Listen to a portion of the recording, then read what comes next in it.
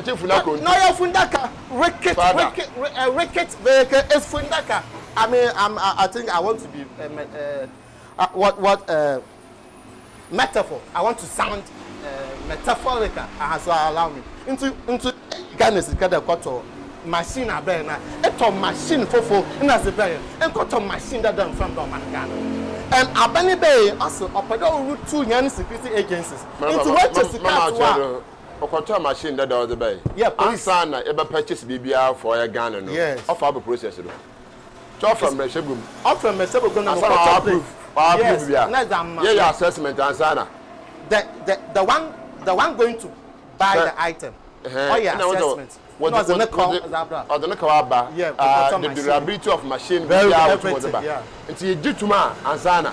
And when you are using the former president Akufo-Addo in Okoto, Fundaka, all the members of parliament, they are part of the business. Of course, I know. I'll speak the truth. Of course. But now to that down one. What's the Mokoto aircraft for Abra Ghana for? Sana wa the neutral bomb war into police aircraft no so on to mind them onto. But going forward, you see, Nanado's administration is nothing but a thesis of how not to fail as a leader. It's a complete thesis of how not to fail as a leader. Next step is in Queen and Pedu Abakaadze. Shazi Bella Akufo-Addo do the opposite, you succeed. And President Mahama is doing the opposite of Akufo-Addo. Whatever Akufo-Addo did. Internet Airbus contract, contract, the one procure, one manufacturer, 4 new helicopters from there. Apart from air, there's also water, the seas. Abaneroto, new warships are also brought. Ghana Navy, once what by on the land. Share machines are present Akufo-Addo, even though the police service. None answer, share the leave is at Mahama Ghana police service. In the armed robbery incidents, Akufo for the past 1 year. Very difficult to hear the police here police here because John Mahama has stemmed armed robbery. You say armed robbery Akufo Ghana yet na do abedo. But the walk chrono we kumobi one no your police military. In the yente the mazinibium. The maz kumobi one no your police military. In the yente the mazinibium. The maz war now and very so yes no in penya Akufo. Remember. You Akufo ni fio godomu po. Pina. I'm being honest to you. Allow me to flow. Allow me to insult you. Allow me. Okay, I'm okay with it. Dabi, I won't be fair. No, not I. You are not being fair. Oh yeah, the machine senator also all draw. Into man, sana also may be na market. Na abede me bi. Abede if wa. Na chattere. Na say on your politics ah. Nke you go to Abakaadze, Abede describe. Yeah, he's a human being. One also a human being. I can't hear Abede. When I want to tell you, I say, oh, my mama, I don't know oh, let me have right to sort of some more. That's all. Mr. people, what's the ones of people? I'm a Abakaadze to people from NDC. Master, you are representing the party. You understand? I don't represent one of us. I mean, what I'm going to do is the best. Master, and it's okay to say that. It asks for doing so, because you brought it. More explanation. But I'm explanation. I'm better catch all there. And this for Obiwa, and this for away. But I was a man who attended police. You were friend one cast. Abani Akufo-Addo and Akufo-Addo or retooling on terms of cast. Akufo-Addo and Akufo-Addo in their police feasibility. Oba and Akufo-Addo style. Oma in the Ghana National Fire Service, one training school no one. In the Akufo-Addo the new training school the bay. But you kept quiet for him to say why you a new training school or the bay. Oma, you see, don't attack the host. Present your fact and start attacking the host. Oma, say Ibabra etewa wiyem. Oh, and come and kada masse because or the wound or the bay. I bring say Onyi yaw. President Akufo-Addo the bokwan okwa parliament. Oda send ko parliament na sabe. Ibia na yon full plane da. Ibia na wan full bi na full bi da. Ba ye na yen ni wo sekuni na wo. Ye na wo ye wo sekuni yen wo say yen na plane. Helicopter ko ya full. Ya lo kwa ha ya ko full ship. Ya ko Lagos 2000.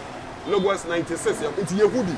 O man, obiara wan full plane de bia any of the planes in benu oma ija wonanu oma benu oma sebe epede nsuancha ekokeye wo ho nti se minister ba parliament no but describe the omani yani womnyina ye wonyina sebe so man payin pofo a bebe obeje na bebe obosuanchi po mota. Does it mean that the president wants a helicopter obeje obogoro obi banana obi goro obi no oma banana ina yaza aburo ya solitiai o kan wo bi wo solitiai na nyame fo wo krantu se wo kan wo ye bia ibi no kan wo woto ye o sa akufa do o sai o manen okoto plane to o sai manen na no ko we gya ne ye na number ho o ma na nka se me cho akufa do any time no the magic parliament na ye ko gbo ye hu dede e ma ya ankoto da me nyama ba akufa are you telling me that akufa do be Ghana police 121 are you telling me that fire service for the first time aban onya adam irim dame ye wo tu ko rim dudu mi jai was under akufa do brand new oya 12 akufa do koto be Ghana that useless man okoto 12 zani 3 edwuma yo akona no useless oto de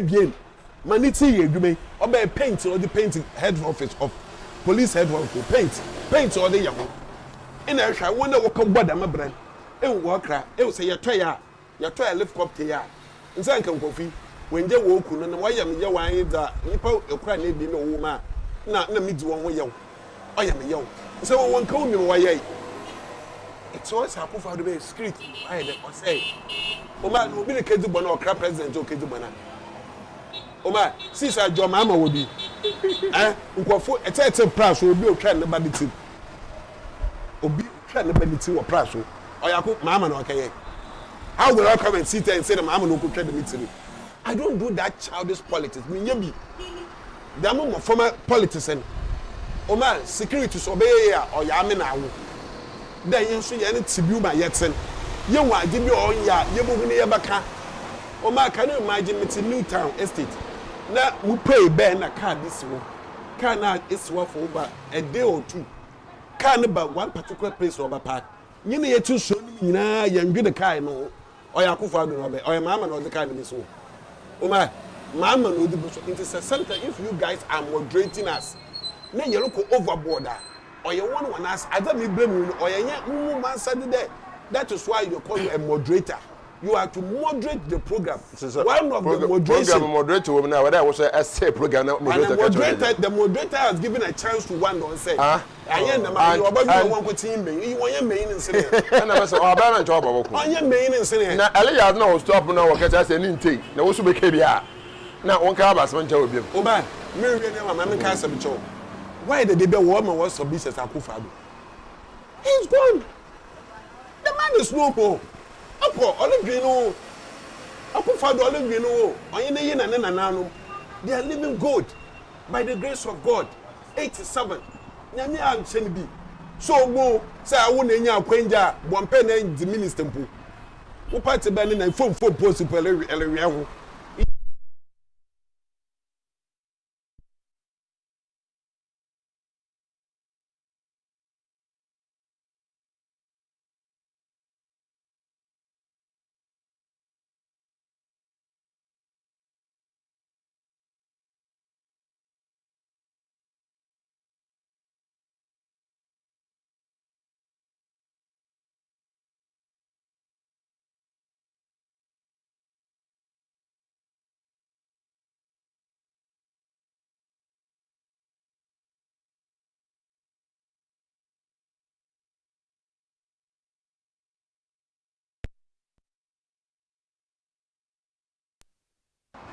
Bibi anyo kwanu mo owan na komiseyi osan nature na komiseyi bi se wan there na komiseyi bi se there na nhwe na papa na odin nhwe gu kwan mu ma ni tete ben papa na wen wo so ya iyanko obo mpe wo wa do owu iyanko obo mpe wo ha de nipa no owu isi komiseyi san nature ko hwe de mi nipa na Korean is na obo mpe the man o man for the first time we have been for me debate biaye full of insults That's how you see it. That is how some of majority of Cape Coast. You are talking about yourself, not talking about you. You see, I say more about but the approach I can't ever for them cancer. I do think I don't mind. But one day, I just could do why you are. But the one day, my culture miss you. I like Masantala. My culture for now is the best.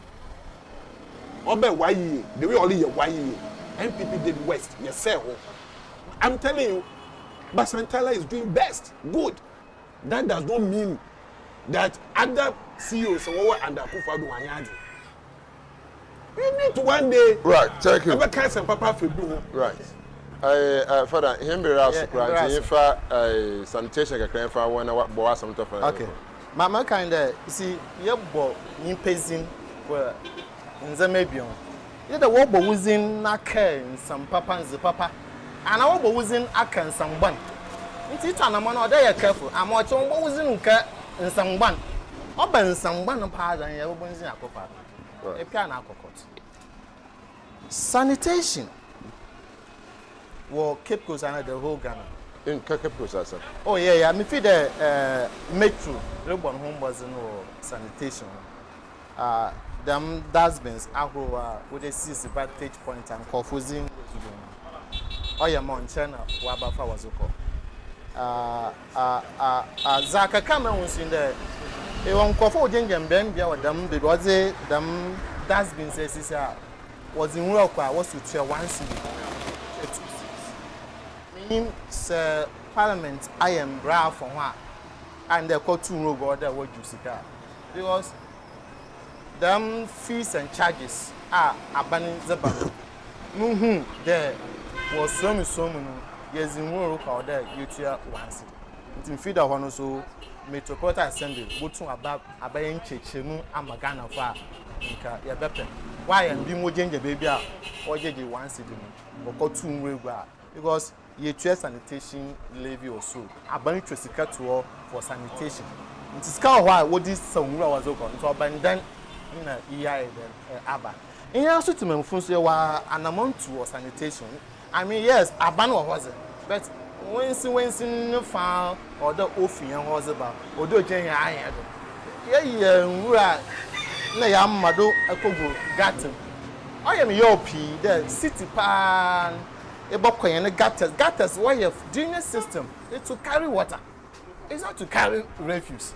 When you pay the senior work coast, now we'll run the gutter and the gutter. No, on you want to attitudinal change. Can we have attitudinal change? May and Kada, you Zoom lion for you turn coffee there one thing once into your boy in a bread, you read that one matter song. Yan shasi there, Yankasa, Sabi, you're busy in me. Yan Zim will go gather. But in general, me feed the Abano, the Nafam is also boy. Rano was Damin Biambian, what clan way then was okay. But problem 5 feet individual homes, individual attitude. Let's say, as some of her feed the and cholera and the rest, them you're about being now. If you so unfit so over. You pay any the mission. Now, I feel I can't say one side rebel. Now, I can't answer pity. A cowboy and bread bezu or couple, there's a cost to it. Next, because the bottle in do or Yamisa, Yaduma, not asking you for Cononqua. Yami, I am not famous. Why may you see an answer from Bobra? But say, Yansa do duo, said democracy, say human right to the million run. I mean, Zaya when you suit in our homes to go, baby, yet in his band, then you pay him who go and swallow Tanaze. In Su Arrow, in a Kogway, in who is a Gunsun. Nay, when I saw soon in Nayara, essay, says Abonsen, why is a Sabansam? It's all day, yes, sir. That ye and we are for Sugar and in ye beggar, in attitudinal change. I'm a tomb, yet Nasa Archer. Up and Damosa or Mansika, ye try. They do sanitation. We want to that cash be before. I was in point to buy them. But because we generate the refuse, we generate those refuse. Can we reduce the generation of refuse? We can. It's possible. So we can divert the money elsewhere. When we see this, can I that you're on yet enough Ska Urbano is not enough to cater for sanitation. We are generating more refuse, making more debt than the amount of money we allocate to provide sanitation for. So let's have attitudinal change, and it will be well for all of us. Thank you, Father. Engineer. Well, in the answer for woman, my border so jiska. No, I answer for. Woman, more man Ghana in the border, and the last waste, or we are seeing your border. Border no so me binza, ma make ya no so wo jiska. Then yeah, o ma if you come ha me wo improvement there about waste sanitation. My yetim that the na na the one yetim. We twa ye hu ehia. Ayansa fu lubuman. Ayansa fu didi baby ano. Nanso se ni wura. Ba o ma le say fititin anya na ye wura. Wura anya na ye wura. And then the one jiski. Then there's a you and watching. It's all my mamma sanitation. Yeah, I am pursuing. Yeah, I am sharing a car buying one. In this car, Pedu Abakaadze. Right, I had to do the IBC about the engineer. As a Nichindek, MPP communication team member, better than as Papa. No, Bible, Corridor. The mouse, I have Father Casford. I NDC communication team member. Ebede na so ase ntam ya aboma ebede wona ase da nda wa ba in abobon komo da mezi kama ka chawo mesi if you ha be me ebokwan e bapo na e baka chawo da if you ha e boko be fufu oya another oya electoral area jido nzamane hinaram ebede oya empanyefo ami ojudumanizi ase yankwai ayo ha yitumi ejuduma me cha oya Pedu Abakaadze electoral area honorable assembly member honorable James Arthur number 80 and I to me wa awon so wa jan wa to abira iba ha no so iba dan yara ase imam yan dan hombra wa ya birpam nti men we fi ni fia na to more credit to go phone do Kosa TV community connect no ana yetu me godo o ma bi na Abdullah Yemize yan kwambra